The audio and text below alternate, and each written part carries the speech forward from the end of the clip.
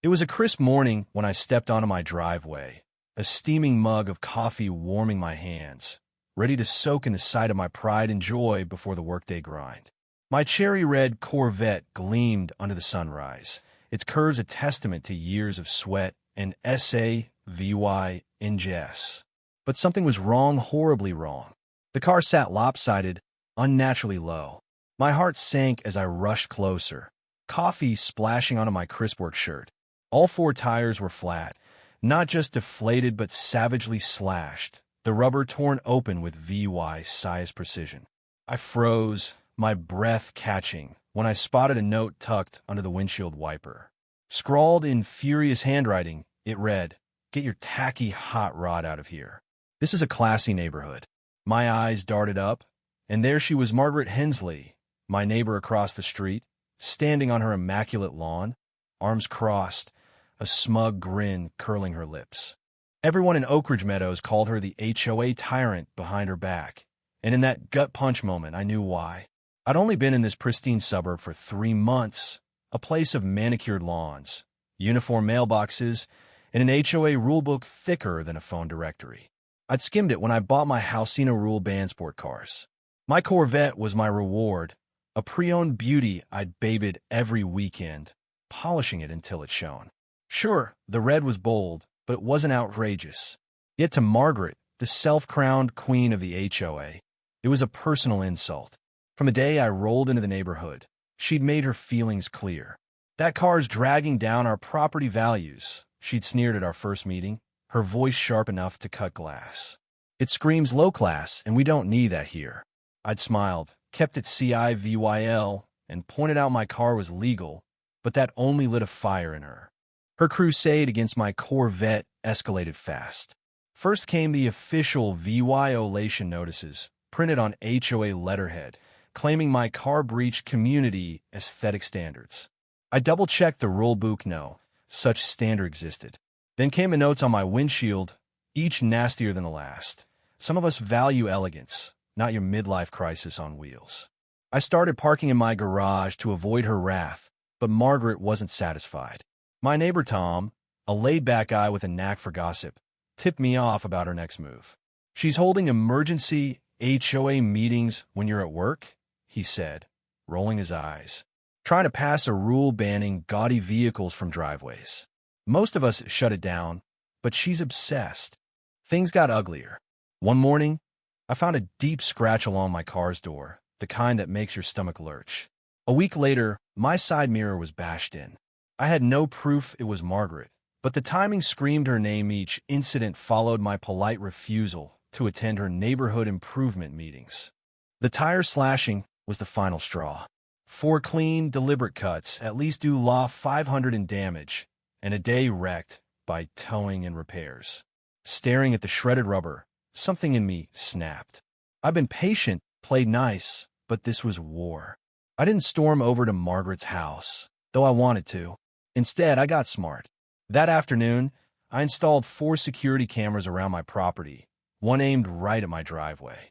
For the next few days, I parked on the street, acting like nothing had changed. Margaret kept up her routine, shooting me icy glares as I pulled in from work. Most respectable homeowners would take the hint, she called out one evening as I grabbed my mail, her voice dripping venom. I just grinned. "Gorgeous night, isn't it, Margaret?" Her face twisted in fury. 3 nights later, at 2:15 a.m., my phone buzzed with a motion alert. I pulled up the camera feed, and there she was, Margaret, creeping across my lawn in dark sweats, glancing around like a thief. The night VY-sound footage was crystal clear.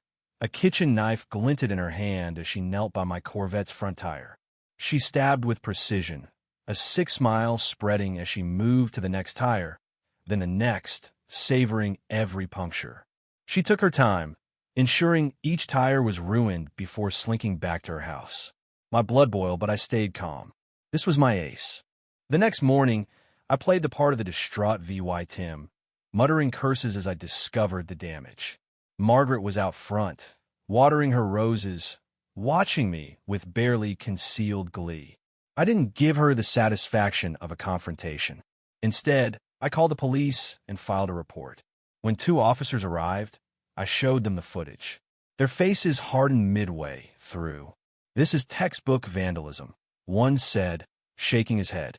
"The premeditation makes it a felony." With my okay, they started knocking on doors. What they found floored me. 3 neighbors came forward with their own stories. A motorcycle tipped over, an SUV with sugar in its gas tank, a sedan with snapped wipers, all after minor HOA spats with Margaret. She'd been a one-woman wrecking crew, and my video was the first hard proof. The police waited until Saturday morning to strike. I was washing my freshly repaired Corvette, the new tires gleaming, when 2 patrol cars rolled up to Margaret's house. From my driveway, I had a front row seat. She answered the door in her HOA polo, clipboard in hand, ready for her weekly violation patrol. Her smugness evaporated as the officers laid out the charges. "This is absurd," she bellowed, loud enough to wake the dead. "I was doing this neighborhood a favor. That car's a blight." They showed her the footage on a tablet, and her face went ghost white. Handcuffs clicked as she ranted on. "Do you know how much his eyesore tanks our home values? I'm SAVYing this community." Neighbors peeked out, some filming on their phones, as she caught sight of me in my Corvette. "He's ruining everything we've built," she shrieked, thrashing against the cuffs. "You'll all regret this when your houses sell for pennies." 2 months later, I sat in a packed courtroom as the judge delivered Margaret's fate. The EVY Denke was airtight. My video, 5 neighbors' testimonies, and her own unhinged statements to the police. 4 counts of vandalism and criminal mischief. She got a Duluth $5,000 fine, 2 years of probation, and a permanent ban from any HOA role in the county. Her jaw dropped. "But, Your Honor," she stammered, "I've run this HOA for 7 years. Who'll keep our standards?" The judge peered over his glasses. "Someone who knows community rules don't trump property rights, Ms. Hensley." As she was led away, still muttering about neighborhood character, I couldn't suppress a grin. The next day, karma delivered a final twist. A citation appeared on Margaret's beat-up SUV, its paint peeling and tags expired, for failure to maintain vehicle appearance per HOA standards. The new interim HOA president had signed it. That evening, I cruised home in my Corvette, its new tires humming, subtle blue underglow lighting up my driveway. The neighborhood felt lighter, like it could finally breathe. So what do you think? Was Margaret a misguided guardian of her perfect suburb, or just a bully hiding behind HOA power?